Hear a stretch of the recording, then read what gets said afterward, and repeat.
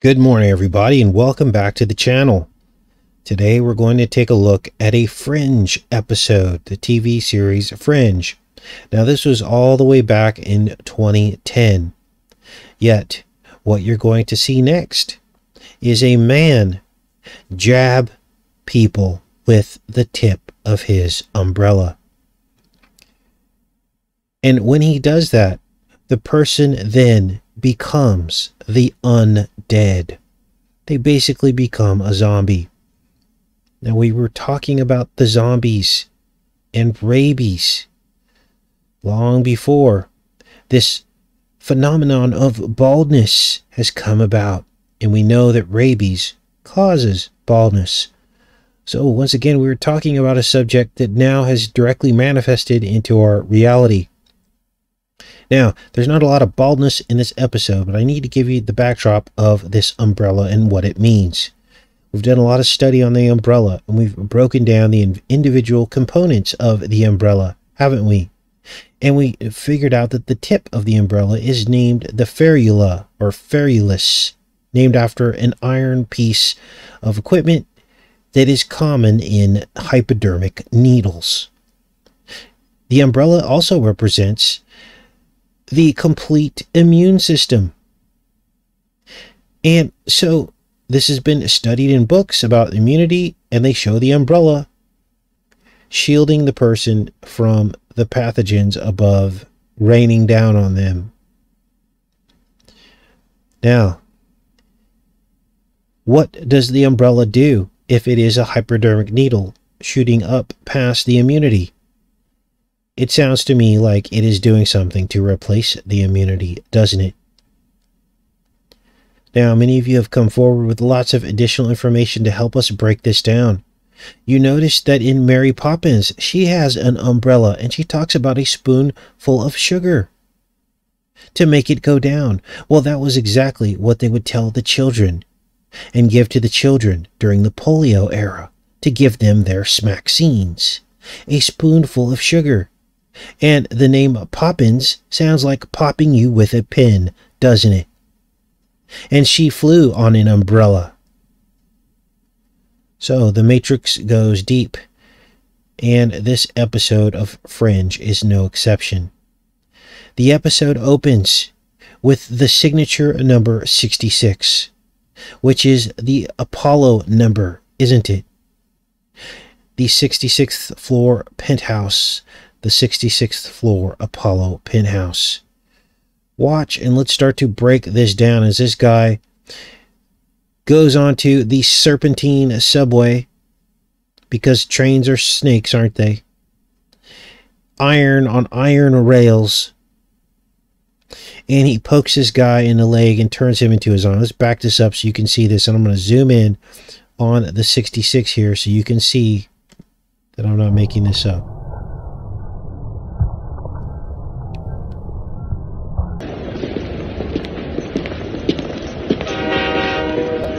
Now that says Firefly Railway, the Northeast connected. I didn't really see anything to decode there, but keep watching here. Excuse me. Pokes him in the leg with the tip. Now we saw this exact same thing happen in the new movie Kimmy. She gets poked with an umbrella tip and kidnapped.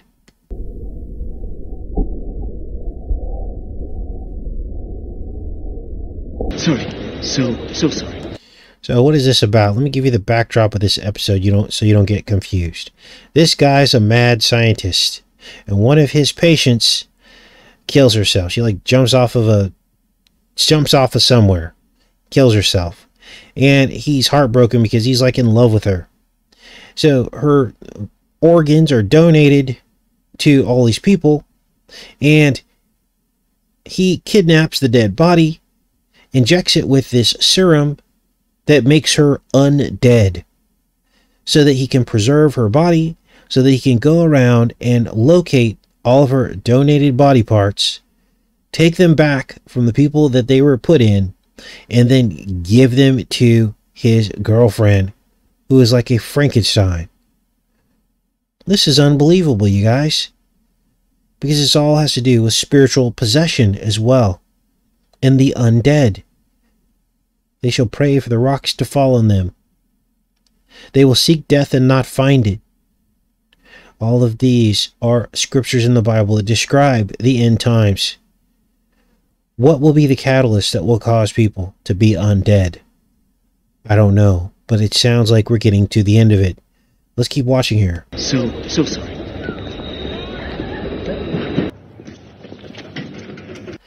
Now, the guy gets all sick. And because it's starting to take effect, the guy follows him to his house. The doctor follows him to his house so he can retrieve, in this case, this guy's heart, right? And he's going to go take it back to the girl who he's in love with, who he's got hidden away in some basement. Watch.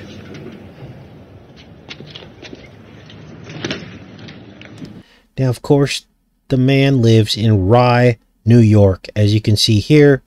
And that has to be a clue about ryegrass, because we did a whole study. We did probably 2 or 3 shows on ryegrass. And we examined and compared ryegrass to the tares mentioned in the Bible, because it is probable that ryegrass is the plant that was being spoken about as the tare in the Bible. We found that ryegrass was very high in copper, the copper blue bloods, the hemocyanin. And this is what the tares want to do. They want to inject us with their umbrellas with the blue blood in preparation for demon possession and in preparation for the undead. Let's keep watching.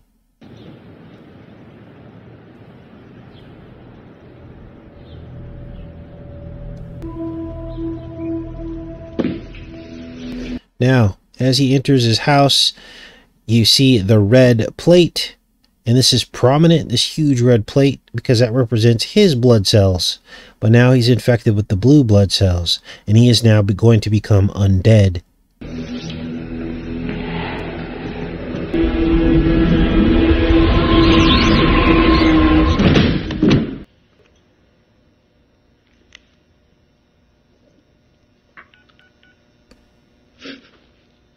He wakes up to discover his heart is gone, but he's still alive. That's because the mad scientist injected him with the undead serum. And that's what I believe that the Jabberwocky will eventually become, if it isn't already. So sorry, sir. But,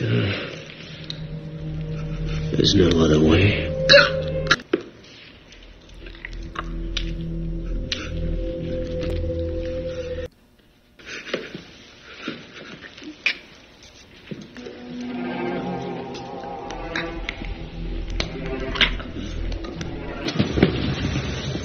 He puts the syringe away. Remember, this is like the umbrella.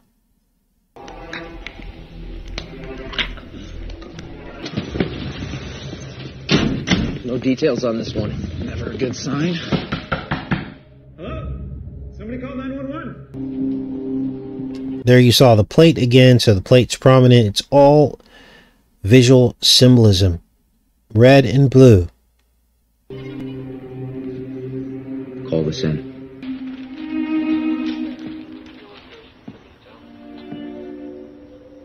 Someone cut this guy's heart out! Get in here!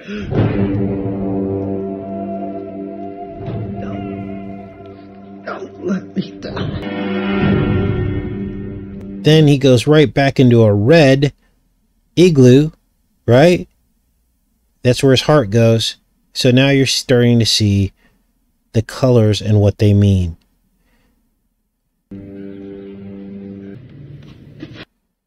The doctor then takes these body parts, and all of this, by the way, suggests human organ trafficking, doesn't it, as well?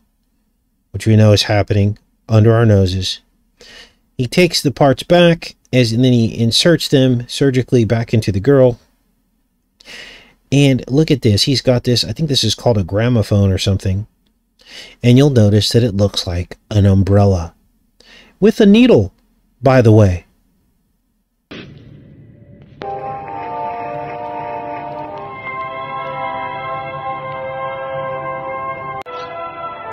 He ties strings and turns her into a marionette in an attempt to try to get her moving again. But when he reanimates her, she has no soul. She is soulless.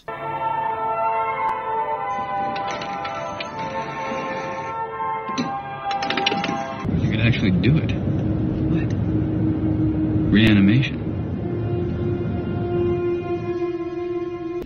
Does his postdoctoral work on cell decay and regeneration, but then quit abruptly because of an onset of severe depression, which contributed to the creation of synthetic life on the cellular level. She wasn't me. So this is like a modern day Frankenstein, isn't it? Now there's a subplot to this episode as well. And that is Olivia here. Olives are symbolic and indicative of seed lines, heredity, things like that, right? More specifically, the holy bloodline of Jesus is compared to an olive oil, things like this. But in this particular subplot, there are two universes. And so Olivia has a counterpart. But then the counterpart ends up going into her world and she goes to the counterpart's world. So they get flip-flopped, right? So they're basically like doppelgangers, which we've talked a lot about, haven't we? Clones or doppelgangers, counterparts. And so when you think about that in the context of this whole jabbing ritual, this is getting weird, isn't it? So she talks to her boyfriend about being hurt, that her counterpart came to this side and that he didn't see her for what she was, that he was deceived, he was fooled. He didn't understand that he was talking to a counterpart, an empty vessel. She wasn't me. How could you not see that? He said that he looked into her eyes and he knew that it wasn't her.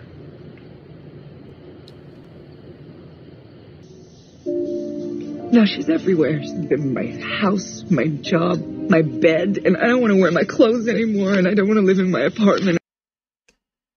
So the question becomes, will there be a fracturing off of personalities, of the spirit?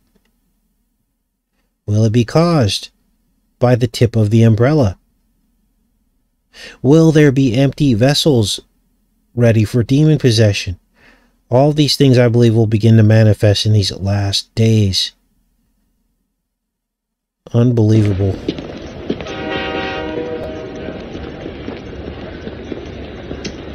Excuse me.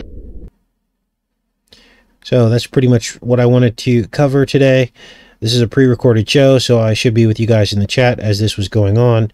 And we'll be back on here Monday with another amazing decode on the Hydra and the umbrella. Because I believe that we've identified what the umbrella really is. It is the octopus. The shape that the octopus takes when it goes into the defensive position looks like an umbrella. This is all about the hemocyanin, copper-blooded creatures mixing with humanity. Love each and every one of you, and I will see you on Monday. Take care and be safe.